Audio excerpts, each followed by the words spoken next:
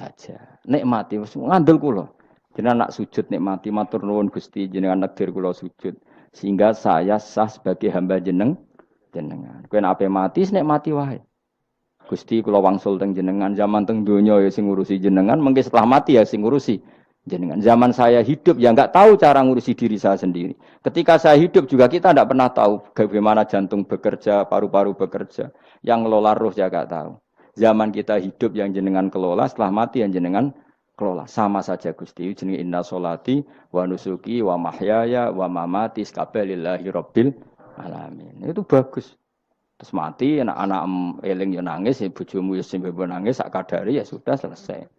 Nak kowe tangisan Cina, nak disiksa mungkar nakir. Tapi nak kowe wong soleh tenan wali kan ketemu mungkar nakir damai, pengalaman baru. Terus dites mungkar nakir lulus, oh kumplot. Wah kan keren. Mlebu swarga diame, napa? Lah sing jenis iki mbok tahlili ya kena, ora ya kena aman. Paham ya? Ojo malah debat tahlil hukume piye. Ya tahlil kalimat thayyibah hukumnya ya apik. Anak pitung dina tradisi Buddha, ya pitung dinane tradisi Buddha, kalimat tetap kalimat thayyibah.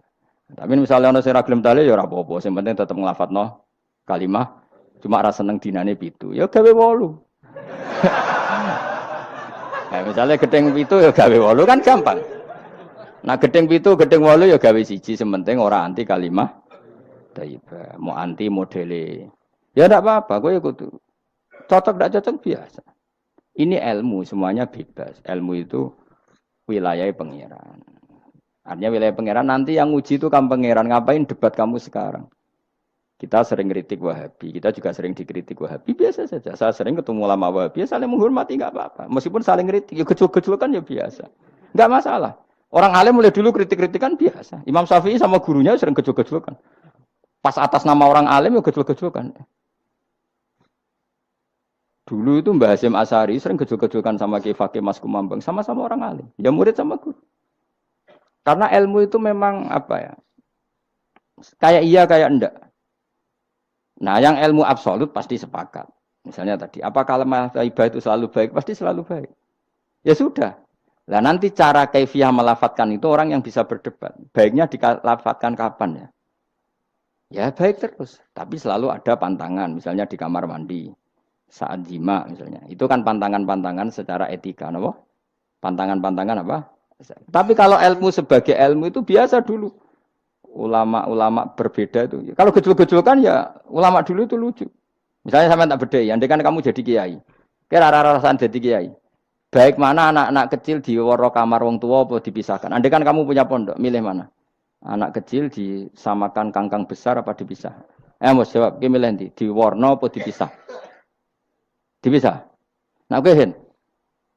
Dipisah. Lu akeh sing dipisah. Ada yang bilang di warna. Kalau di warna itu memang kalau dipisah itu resikonya sing kecil mentali cilik terus. Mergo ora ono sing didik sing tuwa.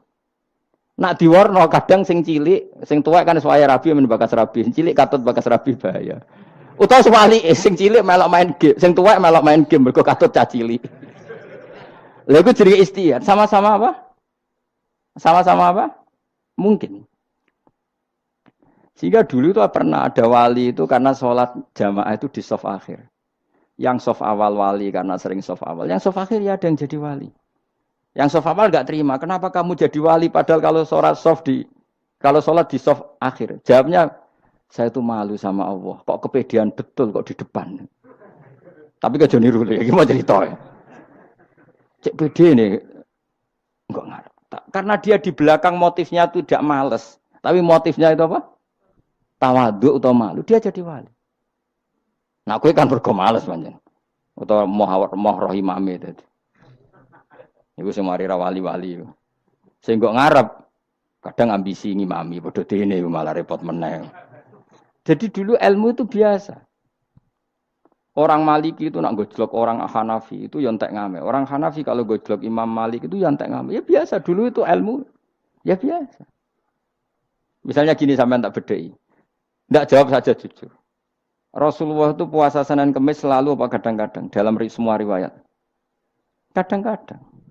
Sesuatu yang kadang-kadang dilakukan Rasulullah itu akan sunat terus apa sunatnya juga kadang-kadang. Ayo jawab saja. Wah, akeh sing sarap ya. Rasulullah itu puasa Senin Kemis itu kadang-kadang apa terus? Kadang-kadang. Ini sudah masih benar. Sesuatu yang pernah dilakukan Nabi kadang-kadang itu menjadi sunat terus apa sunatnya juga kadang-kadang? Terus. Nah, sekarang gitu. Sebetulnya hadis kunut itu semuanya sepakat. Rasulullah kunut itu ya ahyanan kadang-kadang.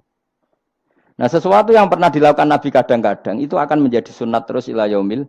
Maka Imam Syafi'i milih kunut terus.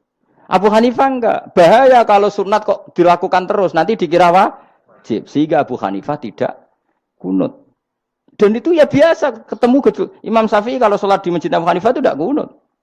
Ketika ditanya ikroman di hadal madhab, saya menghormati madhab. Orang Hanafi kalau main ke rumahnya Imam Syafi'i ya kunut ya biasa dulu.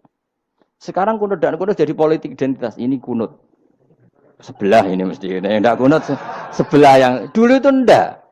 Saya sampai sekarang nggak pernah tahu kunut itu tradisi ormas mana. Sampai sekarang nggak ada tahu. Karena saya orang alim, tahunya kunut mazhab Syafi'i, nggak kunut mazhab Hanafi. Dan itu sebelum tahun 12 dan 26 mazhab itu. Udah tahu toh maknanya? Mazhab itu sebelum tahun 12 dan tahun 26. Jelas? Kok ora paham, paham? Jadi dulu lama ya biasa perdebatannya gitu. Apakah sesuatu yang pernah dilakukan Nabi secara ahyanan itu sunat terus? Apa sunatnya juga ahyanan sekali tempo? Jawabannya apa? Terus.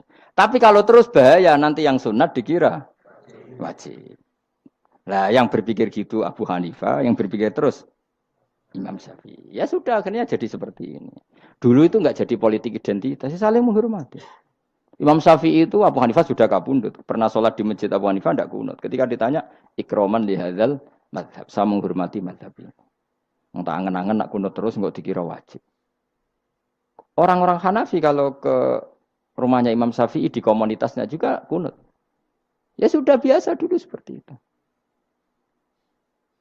Makanya kita ini harus ngaji. Dulu itu biasa ulama gejol-gejolkan perkara madhab. Kayak yang saya contohkan tadi. Orang yang membatalkan puasa lewat jima itu kan sanksinya berat. Sanksi ini karena jima, apa karena hadku hormati Ramadan bihuri usrin syar'iyyin, merusak kehormatan Ramadan tanpa uzur syara. Cara Imam Malik karena merusak Ramadan tanpa uzur syara sehingga gak jima pun hukumnya sama. Yaitu misalnya makan tanpa uzur, ya hukumnya sama. Kenapa sama? Jima istri hukumnya apa? Halal apa haram? Halal. Makan halal. Maka kalau itu kamu lakukan fina hari Ramadan, siang-siang Ramadan tanpa uzur syara, maka sanksinya sama-sama berat karena dianggap melecehkan kehormatan Ramadan. Cara Imam Syafi'i enggak, jima sama makan mulai dulu beda. Kamu makan wajib mandi enggak? Enggak. Kalau jima wajib. Kan beda. Ya beda itu enggak sama. Ya sudah, Imam Syafi'i memberi sanksi berat untuk jima, untuk makan tidak. Wong padha pintere kan yo penak. Penak kan? Sing ora penak iku padha gobloke, padha sok pintere. Lah iku debate ra barbar iku. Padha gobloke, nak debat padha sok pintere. Wis naudzubillah min dzalik. Kulo nek debate wong malah kudu guyu. Malah melok goblok, ngrungokno tok malah melok goblok. Wong debat agama kok gak ono referensi, ra ono kitabe. Amen muni menurut saya. Memangnya Anda penting dalam wali ora, ulama ora kok debat agama menurut. Memangnya Anda mujtahid? Kudune gak menurut kitab yang saya baca dalam mazhab Syafi'i kitabnya ini begini. Sing sitok bantah dalam mazhab Maliki kitabnya ini. Wah itu keren. Aku teko ning majelis. Debat menurut saya. Memangnya Anda siapa? Nabi ndak, wali ndak, ulama ndak? Kok mau agama menurut Anda? Wis wargane ora mesti kok ape. Makanya dibiasakan pakai referensi, pakai sanad. Agama ini butuh sanad. Inna hadzal ilma dinun fangzuru amman ta'khuduna dinakum. Lihat di mukadimah Sahih Muslim. Agama ini ilmu, ilmu ini agama. Maka lihatlah ilmu itu kamu ambil dari mana?